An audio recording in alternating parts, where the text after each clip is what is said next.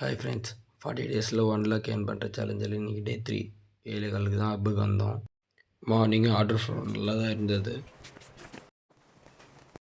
Earnings ஓரளவு டீசெண்டாக தான் இருந்தது. இன்றைக்கி வீக்லி சேலஞ்சை கம்ப்ளீட் பண்ணலான்ட்டு இருக்கேன். அது உங்களுக்கு நான் பின்னாடி எக்ஸ்பிளைன் பண்ணுறேன் என்னன்றது. ஆஃப்டர்நூன் டைம் ஆர்டர் கொஞ்சம் லைட்டாக ஸ்லோவாக இருந்தது. அப்படி இருந்தும் இன்றைக்கி டேவுடைய சேலஞ்சை நம்ம கம்ப்ளீட் பண்ணிட்டோம். இன்றைக்கி 43 ஆர்டர்ஸ் என்னுடைய டார்கெட்டாக இருந்தது. டே 3 உடைய ஆர்டர் டார்கெட் நான் கம்ப்ளீட் பண்ணிட்டேன். பட் டைம் கொஞ்சம் அதிகமாக எடுத்துச்சு. 11:30 வரைக்கும் ஆகிடுச்சு நான் என்னுடைய ஆர்டரை க்ளோஸ் பண்ணுறதுக்கு. நான் உங்களுக்கு அந்த வீக்லி சேலஞ்சை எக்ஸ்பிளைன் பண்ணுறேன்.